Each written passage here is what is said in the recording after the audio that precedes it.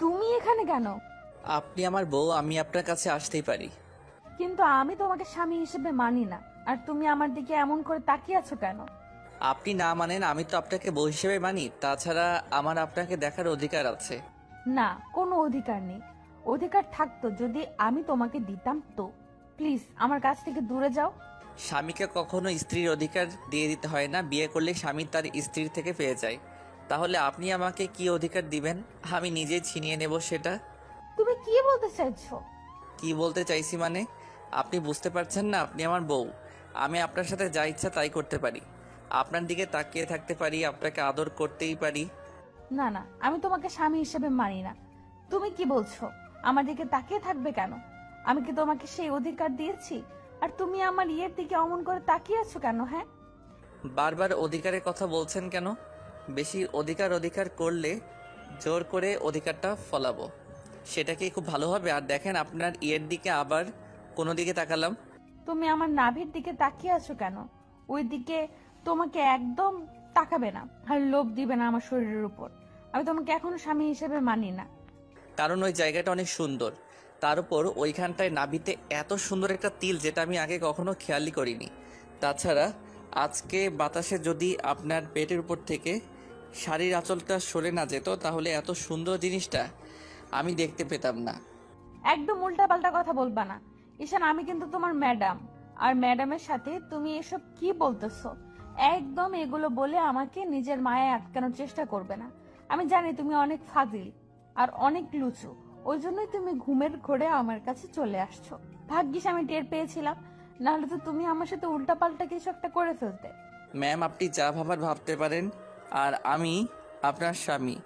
আর জোর করে হলেও আপনার থেকে স্বামীর অধিকারটা আদায় করেই নিয়ে ছাড়বো। আমি বললাম না তোমাকে স্বামী হিসেবে মানি না? তাহলে তুমি জোর করে কি করতে চাইছো?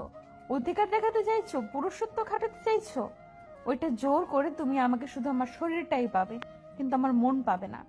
সেই বিয়ের রাত থেকে একই কথা বারবার শুনে আসছি। আপনার কতবার আমাকে দূরে সরিয়ে দেওয়ার চেষ্টা করবেন? আমি তো একটা পুরুষ, ঘরের স্ত্রী থাকতে আমি কি অন্য মেয়েগুলোর সাথে গিয়ে নিজের চাহিদাটা মেটাবো, নাকি নিজের বউয়ের সাথে রোম্যান্স করব, তাকে ভালোবাসার চেষ্টা করব? একদম এসব উল্টাপাল্টা কথা আমাকে বলবে না। দেখো ঈশান, আমি তোমাকে বলেছি এগুলো হয় না। তাছাড়া বিয়েটা আমাকে বিপদে পড়ে করতে হয়েছে।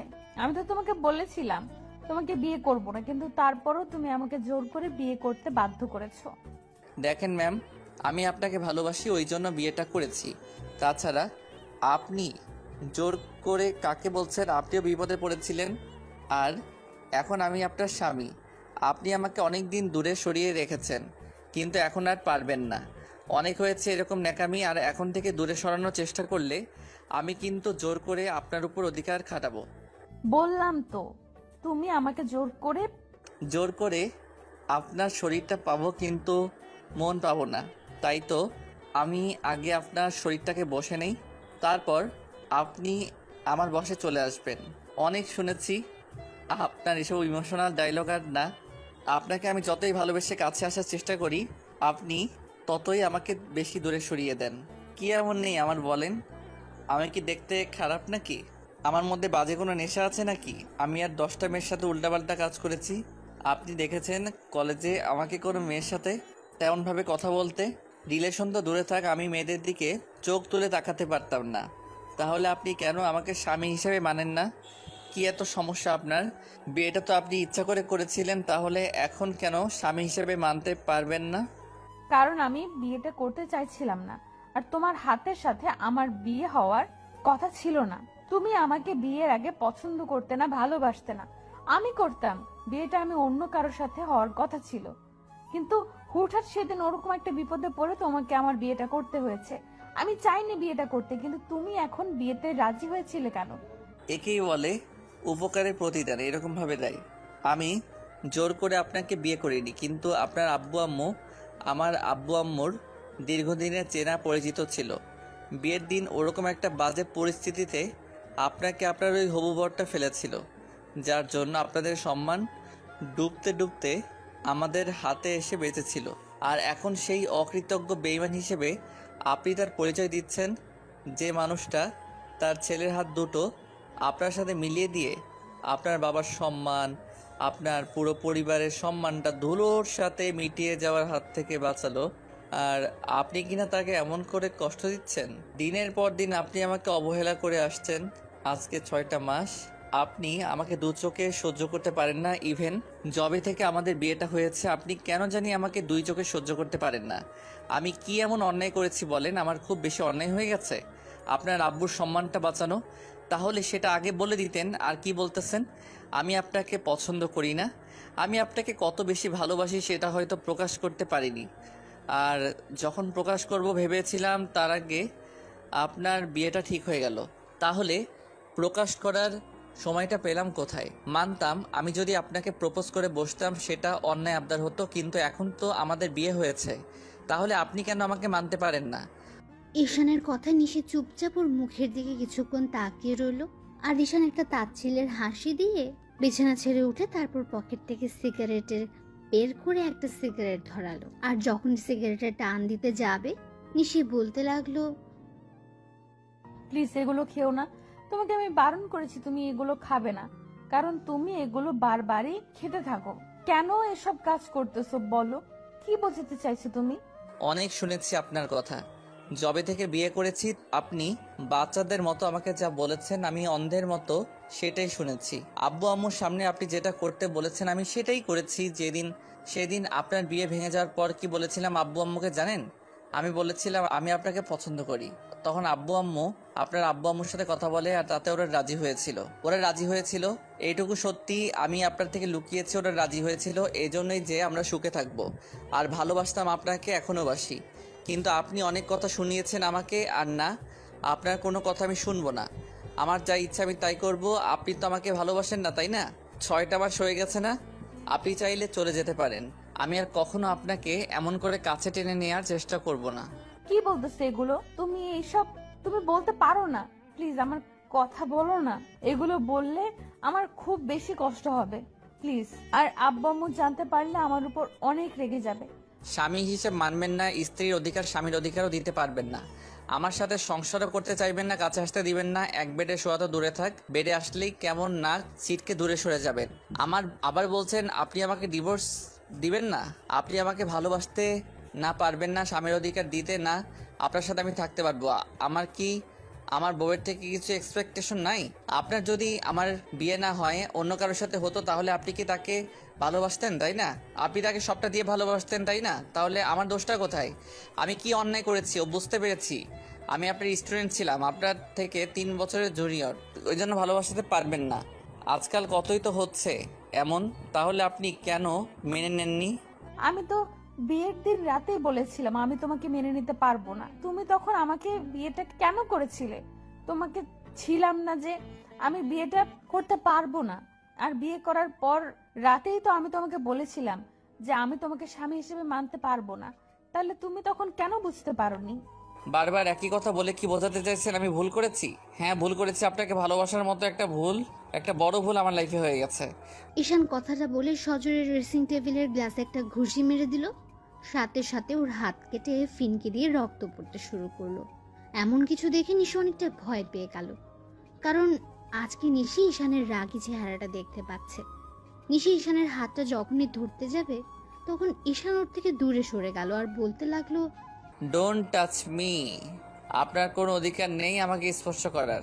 আপনি তো আমাকে স্বামী হিসেবে মানেন না, তাহলে কোনো অধিকারের আমাকে স্পর্শ করতে আসেন?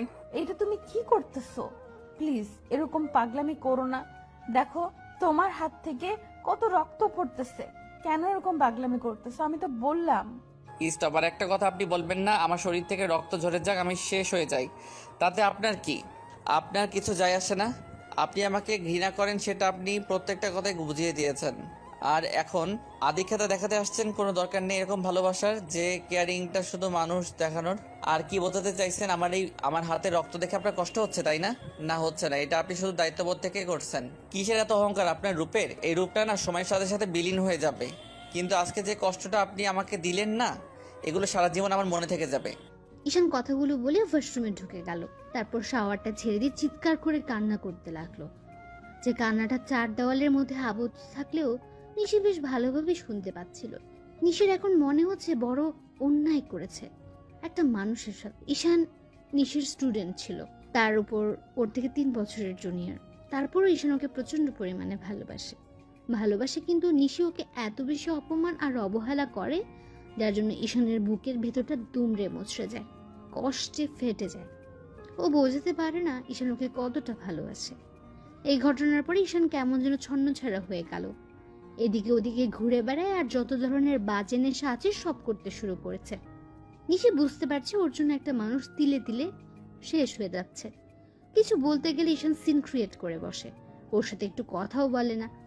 আব্বু আম্মু ওর এরকম পাল্টে যাওয়া দেখে বুঝতে পারলো ওদের মাঝে কিছু একটা হয়েছে।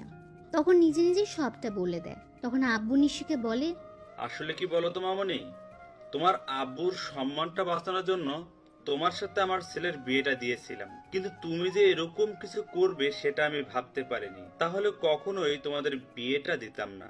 ঠিক আছে মামনি, আমি বুঝতে পেরেছি তুমি আমার ছেলেকে মেনে নেবে না। তোমার জন্য আমার ছেলেটা এমন কষ্ট পাচ্ছে, তুমি বাসাতে চলে যাও, আমি তোমার আব্বু আম্মুর সাথে কথা বলে নেব।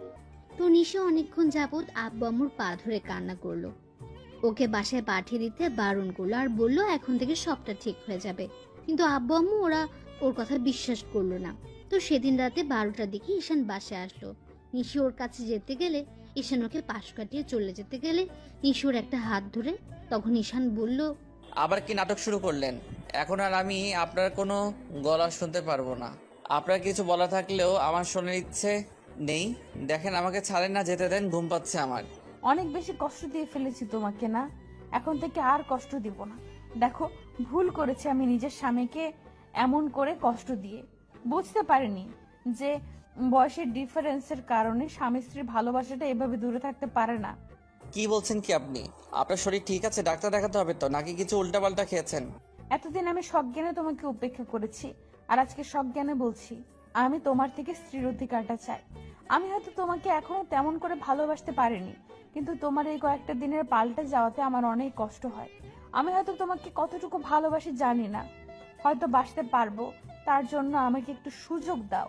আমি অন্যায় করেছি, তার জন্য তুমি আমাকে মাফ করে দাও। আমি কথা দিচ্ছি, এখন থেকে তোমাকে আমার ভালোবাসার প্রতি কোনো অভিযোগ করার সময় দিব না। তুমি আমাকে ভালোবাসবে, একবার বুকে জড়িয়ে নাও। আমি তোমার ভালোবাসার নিজেকে আবদ্ধ করে নিতে চাই। আপনি ঠিক আছেন তো, নাকি আব্বু আম্মু আপনাকে জোর করেছে এসব বলার জন্য? আপনার আব্বু আম্মু এসেছিল, কই আমাকে তো কিছু জানালো না। আমিও ওদের সাথে কথা বলে নিব। আপনি এসব উল্টাপাল্টা আর প্রেশারে পরে এমনটা করতেছেন, এগুলোর দরকার নেই। আপনি আমাকে শুধু শুধু এসব বলে আমার কষ্টটা আর বাড়াবেন না। ঈশান হাতটা ছাড়িয়ে নিয়ে যেতে গেলে নিশি হুটহাট করে ঈশানকে জড়িয়ে ধরে, কান্না করে উঠল। ঈশান নিস্তব্ধ হয়ে গেল, কারণ আজকে প্রথম নিশি ওকে নিজের থেকে জড়িয়ে ধরলো। এর আগে এমনটা হয়নি। ঈশান একদিন জ্বরের ঘোরে নিশিকে কাছে টেনে নিয়েছিল, কিন্তু ওদের মাঝে তেমন কিছু হয়নি। নিশি কান্না করে কথাগুলো বলছে, তাই ঈশান ভাবলো রাগ করে কি লাভ, যেহেতু ম্যাডামকে ভালোবেসে, আর তাছাড়া এখন দুজনেই কষ্ট পাচ্ছে। ও ভুলটা বুঝতে পারছে, যেহেতু রাগ অভিমান করে সম্পর্কটা নষ্ট করে কি লাভ, তাতেই দুজনের হয়তো কষ্ট হবে। ঈশান নিশিকে ছাড়িয়ে নিয়ে তারপর ওর চোখের পানিগুলো মুছে দিয়ে ওকে আলতো করে বুকের সাথে জড়িয়ে ধরে বলতে লাগলো, আবার ভুলে যাবেন না তো? পরবর্তীতে বলবেন না তো আপনি আমাকে স্বামী হিসেবে মানেন না? আর কখনো এরকম হবে না। তুমি চাইলে এখন থেকে আমাকে নিজের করে নিতে পারো, আমি তোমাকে একটুও বাধা দিব না। আমি হয়তো তোমাকে এখনো তেমন ভাবে ভালোবাসতে পারিনি, কিন্তু তুমি এমন করে পাল্টে যাওয়া তো আমার কষ্ট হয়, কারণ তুমি আমার একটা কথাও শোনো না। এখন থেকে আর কোনো কথা শুনবো না। আমি আপনার স্বামী, তো আপনি আমার কথা শুনবেন। আচ্ছা ঠিক আছে, শুনবো, কিন্তু আমাকে একটা বেবি গিফট করতে হবে, পারবে? এসব কে শিখিয়ে দিয়েছে আপনাকে? পচা ছেলে, আমি কি বাচ্চা নাকি তোমার মতো যে আমাকে এগুলো শিখিয়ে দিতে হবে? কেউ শেখায়নি, তুমি দিবে কিনা বলো। আচ্ছা ঠিক আছে, দিব, কিন্তু আমি মন থেকে তৈরি নই। আপনি কয়েকটা দিন সময় নিন, তারপর না হয় সব হবে। আচ্ছা ঠিক আছে, কিন্তু আমাকে এখন থেকে কষ্ট দিতে পারবে না। আচ্ছা বাবা, দিব না, আদর দিব। ধন্যবাদ সবাইকে আমাদের পাশে থাকার জন্য।